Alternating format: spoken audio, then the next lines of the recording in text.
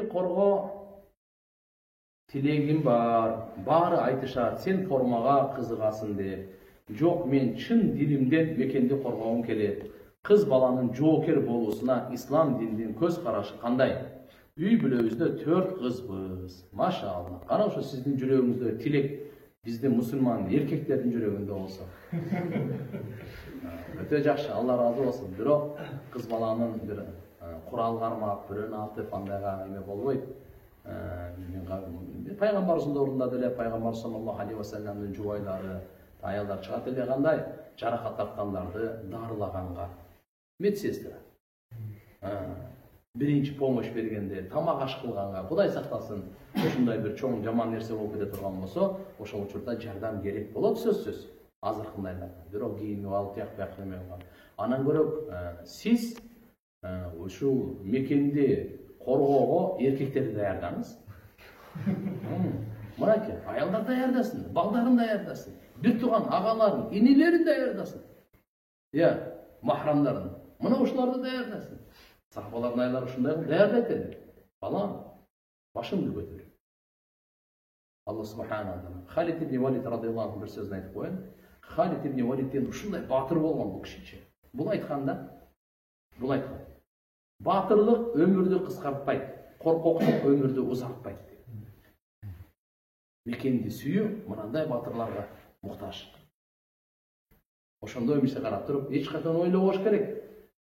Мекенди коргоонго чыккан, же болбосо ушундай ар кандай болуп башка дүйнө жаралгандан бери эле согуш турган. Аны исламга келгендер, жихадка келгендер каппайбы?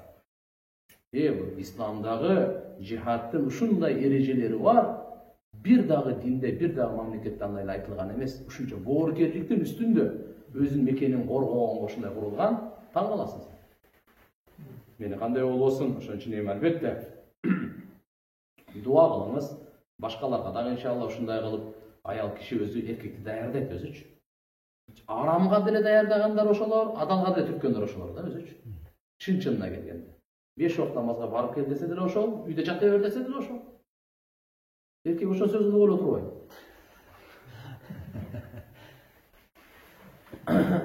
Устаз, Рабия деген ысымдын мааниси кандай дейт? Машалла. Бул сиздин сурооңуз по-моему Рабия Басрия, Басралык ошол Рабия деген энебиз барган. Болгон да, анын аты Рабия. Рабия эмес, Рабия. 4-чү деген. Бул ошол субханалла таба табииндердин доорунда болгон. Өтө машалла, таква, өтө илимдүү, субханалла, Алла менен өтө байланушу күчтүү эне болчу да. Бул ошо киши айтканда, не деген? Уктуму хасанатикум кама тактумуна сайятикум деп ошо энебиз айткан. Силер күнөөңөрдү жашырасыңар го, башкалар билип албасын деп. Кудум ушундай жакшы иштериңерди да жашырыла деген да. Жакшы сооп иштериңерди да жашырыла деген. Күнөөңөрдү жашыргандай эле. Ушу энебиз айтканда бирөө суроо берген да, сиз Алланы жакшы көрөсүзбү дегенде, ооба дейт, Алланы жакшы көрөм дейт. Алланы жакшы көрөсүзбү депчи. Анан айтат, сиз анан кийин шайтанды жек көрөсүзбү дейт. Ал айтат, шайтанды жек көрөсүзбү, жек көрөм деп жооп берген эмес да. Жаман көрөм деп жооп берген эмес. Эмне деген? Мени Алла Тааланы жакшы көрүм ушунчалык занят кылып койгон, шайтан жек көргөнгө ham убактым жок деген. Шайтанды жек көргөнгө дагы, жаман көргөнгө да убактым жок. Алланы жакшы көргөнгө ушунчалык занятмын дейт. Шайтанды жек көргөнгө убактым жок дейт. Мына ошол. Ал энебиздин аты Рабия. Эгерде кызыңыздын атын койсоңуз Рабия. Котормосу мына сиз мааниси эмне дептирсиз? Котормосу 4-чү деген. Рабия дейсиңер, ал Рабия деп эгерде Рабия дей турган болсоңуз, ал биздин мындай жазды айтат. Весна. Жаз күндөрү да. Анан көрө жаз күн деп кое берсеңер болот. Кыргызча деп. Рабия дегени жаз күн. Устаз махрга, умрага барып келүүнү сураса болобу дейт. Машалла. Болот, бирок ошол умрага билет алгандан кийин колуңузга берип койсун да. Сиздин колуңузда болсун. Акча же умра. Эгерде жөн эле ошол умрага алып барып келүүнү себептегенде махр бизде мал мутакаввим болуш керек да. Ханафи мазхабта махр сөзсүз бул мал болсун да, болгондо дагы баалана турган. Бул чочко, бул мал баасыз. Бизде мал мутакаввим эмес да, арак мал мутакаввим эмес да.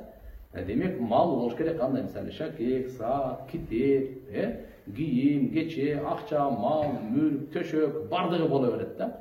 Бардыгы боло берет. Бирок эгерде Куран окутам, кызмат кылып берем, умрага алып барып келип берем деген булар кызмат эле болуп калат да.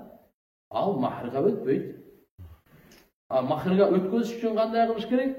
Билетти алып берип, колуңузга берип койсун, мына. Ошого барып бериңиз. Демек, ошол билет, ошол барып бере турган акчаны мал мутакаввим болот да. Башка шафий мазхабтарда болот, мисалы, үйлөнүп атасыз, менде акча жок, бирок 10 сүрөнү сага үйрөтүп берем, ошого махр депчи. Бул мисалы пайгамбарыбыз доорунда деле Куранды үйрөтүп кой, мындай кыл деген жерлер болгон. Бирок бизде ханафи мазхабта кийинки хадистерди алып, ошолорго амал кылып, мал болуш керек. Эң аз деген 10 дирхам махрда. Илим алгым келет, бирок ата энем дүйнөнүн окуусуна окутуп койду. Окуумду бүтүп, илимге окуган жакшыбы же турмушка чыксам жакшыбы? Фарзы айын илимди алыңыз дагы, турмушка чыкканыңыз жакшы. Анан Кудай кааласа илимдүүгө чыгып алсаңыз, чогуу окуй бересиңер, өмүр бою окуй бересиңер. Бирок турмушка чыгып кетиш керек. Фарзы айын бирок илимди алыш керек. Фарзы айын илим кандай? Акыйда илими. Алла Таала болгон туура ишеним илими, ахиретке, пайгамбарыбыз, периштелерге, кыямат күнгө, өлгөндөн кийин тирилмек ак деген илимди алыш керек. 5 убак намазды, адал, арамды, аялдарына өзүнө тиешелүү маселелерди, илим, фарзы айынды үйрөнсөк болду. Андан кийин турмушка. Бардык арабча китептерди окуп, бардыгын билип, ал эми фарзы кифая. Assalamu alaikum. Өткөн ата энесине аш берүү керекпи же милдеттүү эмеспи? Арбактар үмүт кылат деген чынбы? Милдеттүү эмес. Өткөндөргө аш берип коюу ыктыярдуу. Мүмкүнчүлүгүңүз болуп турса, берип койсоңуз шариятта тыюу жок. Бирок сөзсүз берсин, кылбасаң күнөөкөр болосуң деген кеп жок. Арбактар үмүт кылып турат деген чынбы деген ол чын. Арбактарга соопторду кимден барганы да сезилип турат дейт риваяттарда. Кайсыл арбакка Куран окуп багыштасаңыз, садака кылып багыштасаңыз, курбанчылык чалып багыштасаңыз, умра, зикр, дуа кандай кылбасаңыз, ошо кимден соо барган билинип турат. Ошон үчүн иншалла биздин динибиз ушундай кереметтүү дин. Тирүү кезинде дагы сыйлайлы, өлгөндөн кийин дагы сыйлаганды унутпайлы.